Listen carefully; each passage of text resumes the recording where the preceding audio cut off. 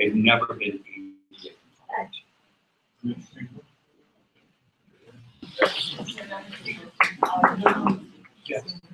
Eric Thierer. Most of my points have been covered. Okay, thank you.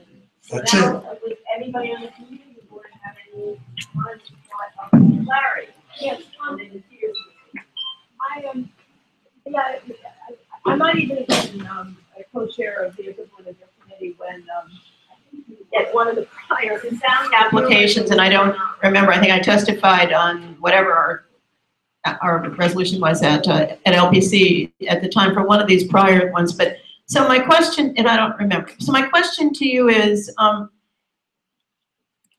can we document at CB7? Can we document prior promises that, hey, this is the last time, and whether such a promise, for if it took place, it formed a basis for any prior resolution that we did? Because if so, it seems to me your resolution could be strengthened by adding that point. If it wasn't written then, I don't know how we can do that. And also, it may not be so hard to do our own research on that. Well, we can look at the past resolutions, see if there's language. I think we should. Okay, so we should move along.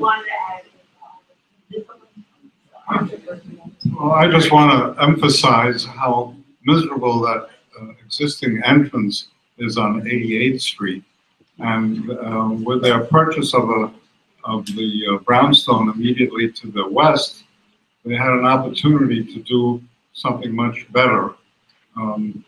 As a previous speaker mentioned, there are big lines on 88th Street of parents and cars and buses waiting there. That's not going to be that much alleviated, but the entrance or the exit now is up a ramp from a basement. It's pretty awful. And a school like this with that many students should have a much better entrance, and they should take the time to do it. Any other comments, questions? Okay, call the question. Please. Okay. All those in favor of the disapproval?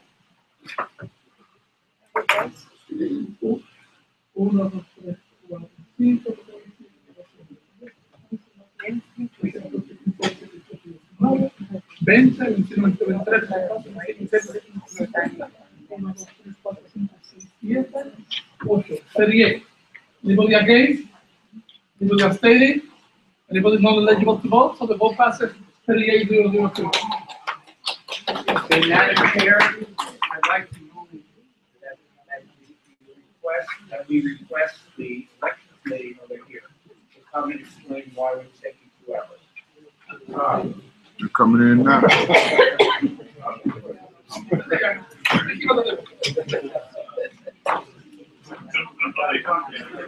Why they get to know this?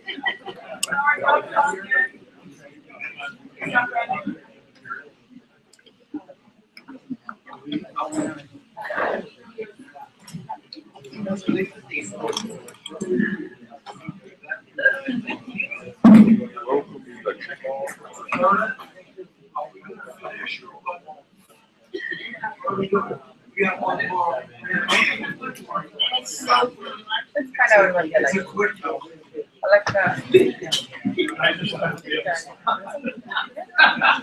All right, this is such an easy.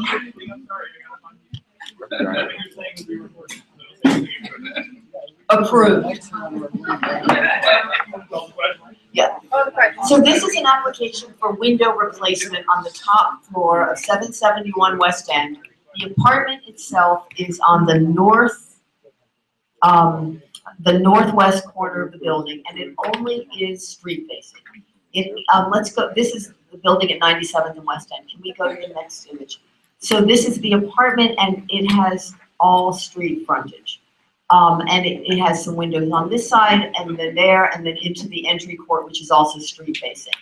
And most of the windows are just replacement in kind. The building does not have a master plan, but there's 3 windows that contain, 2 of them contain condensing units and 1 contains an exhaust grill. And they have minor visibility from the street. Can we go to the next? So the window, and where's the 3rd one? You can't even see it. Oh, there. All of them are slightly visible from the street. There is a precedent for this work lower down in the building. And while, is there another image, Sherry? Is that it? Okay, so this is showing, again, the scope and where they're changing. Next image. And so there are other windows that have done it.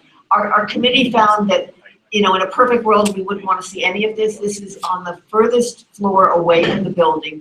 Part of the architectural detailing that projects from the building helps obscure some of it, and that it was minimally visible. These are things that are needed for the apartment, and we found it reasonably appropriate and voted to approve. Anybody have any questions?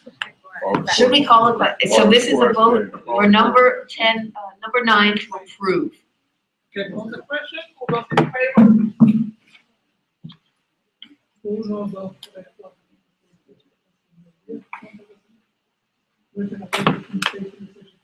2, 3,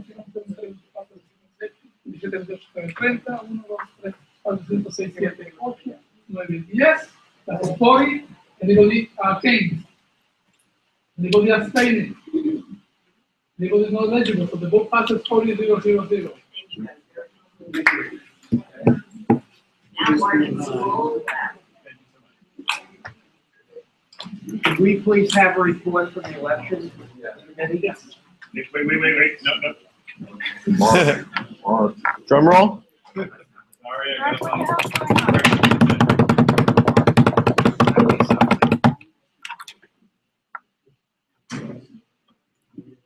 Thank you. Go ahead. Oh, we're ready? I am. Okay. Well, the Elections Committee has completed its work, and the chair, Roberta Seamer, has won the election for the chair. The vice chairs, Polly Spain will be first vice chair and Audrey Isaac second, and the secretaries of the secretaries. Thank you. Thank you for your work. Thank you. I think I was missing a leg. Yes. We don't announce the vote. Not to vote, what took so long? Yeah, we were looking at the ballots. Invariably, no matter how clearly the ballots are designed, there are always there's always something to look at. So we had internal deliberations, so that took a while. And we had the board oversee, not quite. It's nothing that interesting. We also had the borough representatives of the borough president to help us with the process. So they were involved. So that took more time. Thank you. Okay, good work.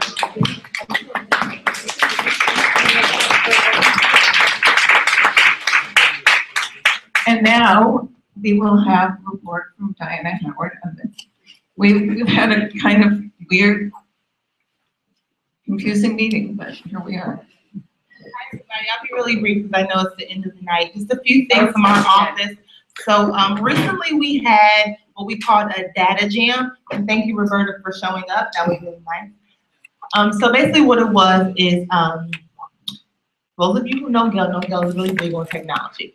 And you know that, hopefully you know that she is the architect of the Open Data Law, which basically is the first in the nation, right? NYC is the first municipality in the nation to require its agencies to make its non-confidential confidential data publicly available. So Gail was the steward of that bill when she was back in the council in 2012. And now here in 2017, as the borough president, we have created what we call a data jam. So we have at our office something called Board Stat. We'll be rolling it out to all of the community boards. It's going to be very interesting. Essentially what that is just a dashboard of 301 data. So board members, committees will be able to take all of the 311 data that is relevant to their committee, make reports, see what's going on in your community. And hopefully we hope that this will help drive some more policy with some real data that will be helpful. So be on the lookout for that. It's really interesting. I know Roberta attended the data jam, so she'll be able to come and talk a little bit more about that. When we're ready to roll it out, but we're working with the communications committee. And I know, Rich, you've been very involved with that on the board as well. Last thing I'll say is that for those of you who know about our food bag program, so again, when Gail was in the council, she spearheaded a food bag program. And now our wonderful Helen Rosenthal keeps it up in her office, so thank you for that. Essentially what this is locally grown vegetables twice a week, $8 for seniors. People love it, twice a month. People love it, it's a great program. We have a driver now. So at first, people just had to come to a particular site 1 week, sign up, and then the following week they come and get their bag. Now we have it to where we can have a driver so that person can actually come to you if the person signing up is unable to get around. So if there are no more questions? Yes, I have really a statement to make regarding the board election. Obviously, this is a democratic process that we follow. One of the things that has extremely concerned me this past year and the lack of transparency. I don't agree with you. And the form of communication. I really Let him disagree. speak. I am talking now of different events that have occurred, committees that have been formed. You're talking about on the board. On the board, chairs that have never been informed, whose responsibility falls within the purview of these committees. Now, that is not the democratic process. It belittles the chair of people on the board.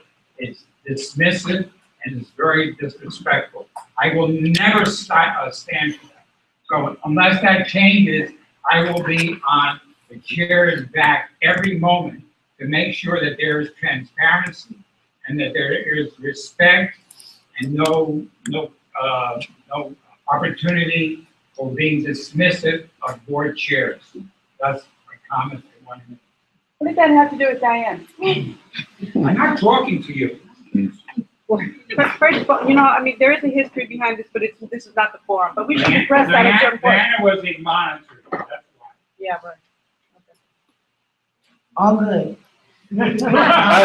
Diana, on a brighter note, I wasn't able to make it to the data jam, but for all of you who are potentially scared by data, definitely check out BoardStat. It's an incredible resource. And of course, Borough President Brewer's and your office has been spectacular. Borough President Brewer and your office have put together interns working on this who've been great. There's also a guy named Noel Hidalgo who has a community of data geeks, and he's proud to say that he's one, who's done a tremendous work on BoardStat, and it is a great resource for all of us to use. I'm sure we could get Noel or someone else to come to us and explain just how this resource works. But it's basically, there's this huge amount of data that's available for us. It's very, very helpful for us as we're looking at any policies or any decisions we're making. And what BoardStat does is it takes this huge amount of data that can be very difficult to access and makes it really easy for anyone. You don't have to be very data savvy to be able to use it, to be able to use this data. And just want to compliment Diana and Borough President Brewer and Noel and the whole team that's been working on this. Yes, the team was fabulous. The team was really fabulous, and I was there from 9 in the morning till after 6 at night, and most of the time we were meeting with these wonderful data geeks, if you call them that. He's proud to say he's one, yeah. There was a clog in the data, and then seriously, like there was a jam that you went down to help count or something. Well, I did in a way, because I sat with these really bright young people, and they asked me questions about how CB7 would, if there were people from CB9 and some other CBs, and they kept asking us questions for hours and of what kind of data and how we could use it. No, but jam is a good thing, but it also sounded like you guys had a backup, or, you know, so I'm just talking about no advice or here. Or like the jam for the music. Okay, Andrew, because you and Howard were out, we deferred, so now you're up. Okay, so resolution number 2. Hard to believe. is irrevocable consent for a new plaque in the ground at the Historical Society. You may recall we approved a Macy's commemorative anniversary, 80th anniversary, 90th anniversary, whatever it was last year, to commemorate where the Thanksgiving Day parade kicks off. This is a new plaque that has been slightly redesigned and is now slip-proof. So nobody should slip on this sign, according to bad weather. Are there any questions on this one?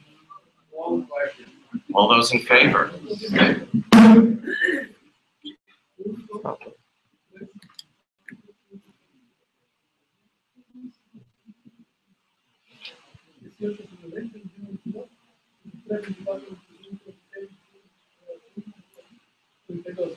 That's 32 or 33.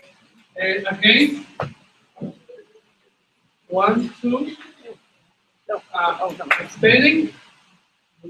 None?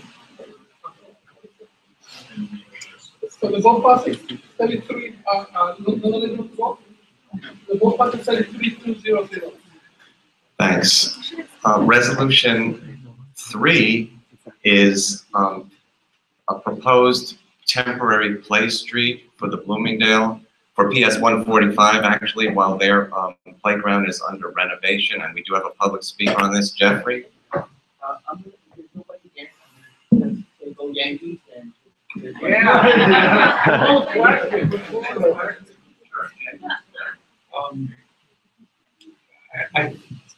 I'm not a fan of these play streets, but this is a temporary one. What mechanism is there to ensure its temporariness, if that's a new playground? It's anticipated that reconstruction will be between November and March. It could take a little longer than March, knowing how things go, but it should be well done by next spring. Any other? Those in favor?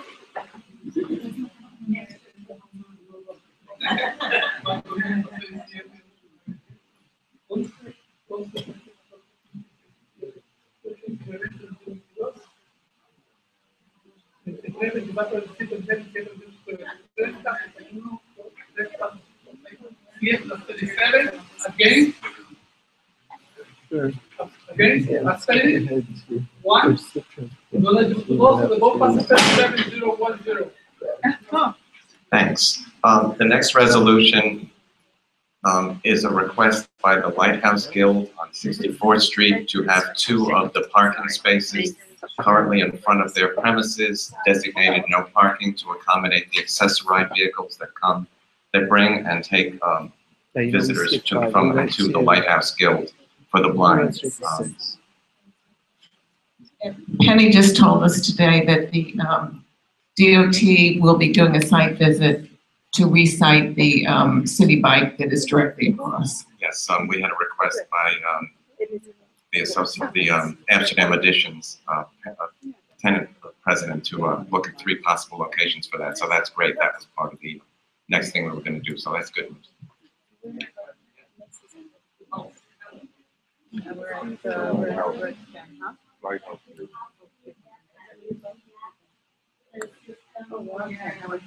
Because at that corner now. So when like Guild the Blind was on 65th and CPW, the entire way from the subway to their spot had the special APS, right? Yes, And I so actually asked the can you gentleman do from the that Lighthouse now? Guild, and we are going to make Okay. sure they get that as well.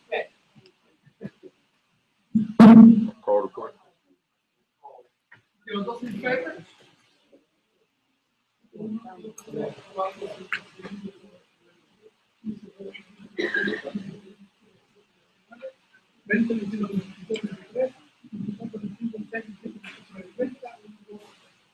Tres, 4, 5, 6. 36. Against? None, abstaining? And those eligible to vote, the vote passes 36-0-0-0. Thank you. Resolution 5 is a disapproval of a newsstand at the northwest corner of Broadway and 102nd Street. The applicant did not come, and so we were not able to ask relevant questions, and we never approve when the applicant doesn't show up. You got to show up. You got to be in it to win it, like they say in the lotto. So it is a resolution to disapprove.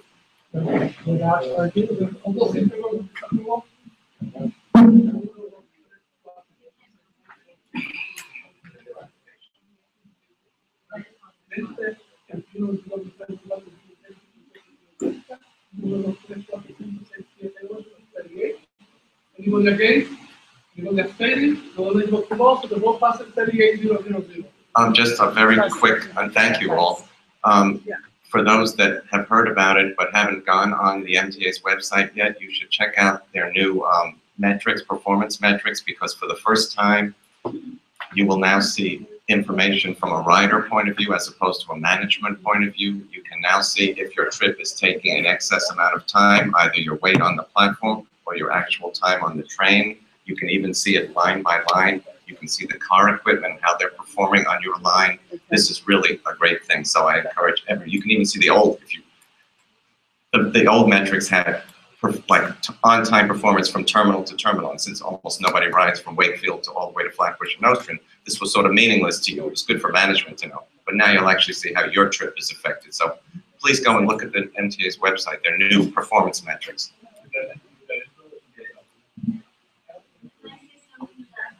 If anyone is interested, we are so lucky to have you on the board, Andrew.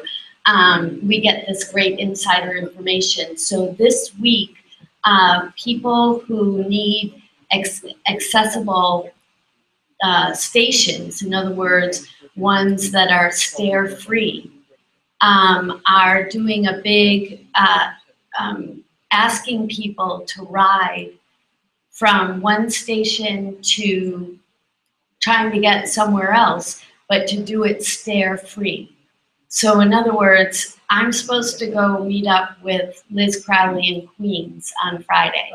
And it turns out the only way for me to get there is I'm gonna have to take a bus from my house down to 72nd Street, get on some trains and move around, but then the closest stop that's stair-free to where I'm meeting her is like a mile or so away, so I'm gonna have to get on a bus again.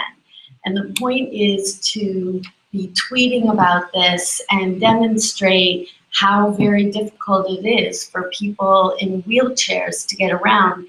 Only 20% of the stations have elevators, and more about 15 to 20% of the time, those elevators are broken. And there are also times where they're broken, they just don't tell anyone. So someone arrives at their spot where they think they're going to be able to get out, and the elevator is broken. So it's called Access. Right, and I could do a whole thing on this. It's actually something that I'm exploring in the council, but I think it's hashtag access denied. If you follow my Twitter account, you'll start to see what it is, because I'm going to do it tomorrow as well. Thank you. And to add to that, at the data jam, they were asking us about public transportation. And I said, well, Community Board 7 has Andrew Albert, but all the other community boards are going to need that information.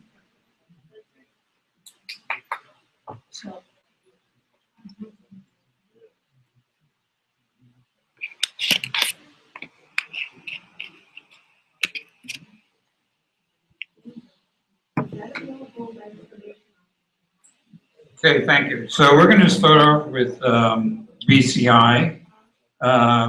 We're going to look at the number 10 and number 11 separately.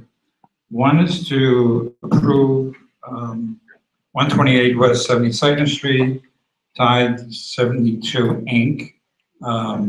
No issues there, posted.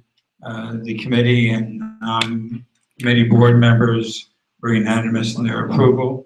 If I'd like to see if there's any questions from board members or committee members. Call the question. All those in favor, please.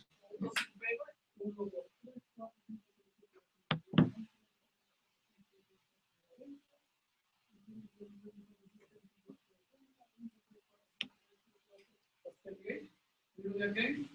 Anybody abstaining? Vote passes 38-0-0. Next, we have 407 Amsterdam Avenue, home of the former Bourbon Street. So those of us who have been around 30 years remember Bourbon Street. They've been around for just about that long. Unfortunately, until their lease went up and they couldn't afford to stay there. We met with the new owners and some of the tenants, and we disapproved the application unless the following conditions in the method of operation were agreed to, which they were. And that was sufficient soundproofing installed to satisfy neighborhood requirements, hours of operation being Sunday to Wednesday, 12 to 2 a.m., Thursday, Saturday, noon to 4, and that the louvered doors that are currently existing on the current site would be closed no later than 10 p.m. on Sunday through Thursday and by midnight on Friday and Saturday. Now, just for those of you who may say, well, aren't they open late? I will say there are other similar establishments in the neighborhood that stay open just as late. So given that we've really had no problems with that site, other than some stanchions and some little holiday barbecues on the sidewalk, and they promised they wouldn't do that, the new owners, we decided to vote for approval, and the vote on that was also unanimous. Any questions from committee or board members? Okay, call the question. All those in favor, please.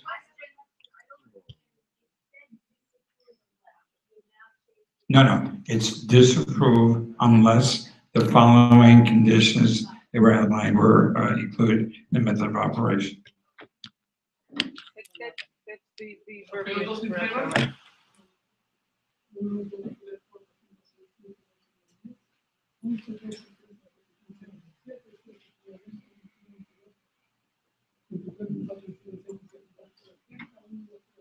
That's 35. Anybody against? Anybody abstaining? Okay, the vote passes 35-0-0-0. Okay, next is two new unenclosed sidewalk cafes. One was Gina, that was formerly on the corner of 73rd and Amsterdam, and has now moved to Broadway between 69th and 70th.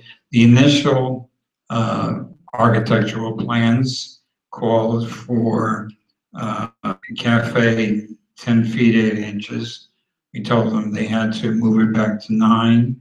So we provided approval on the condition of a memo being that will be submitted to the board, agreeing to their statement that they would get back to 9 feet. So that particular application has been approved. So I'm going to call them separately. Any questions from committee members or board members? Okay, so did you say that they did comply with your request? Yes, and we're going to get a memo from them on that. Others, call the question? You're going to vote for approval? No. It's just it's just a vote. So there's not going to be an A or a B. They've agreed to it, and they're going to submit this memo for 2028, 2032. No, there's,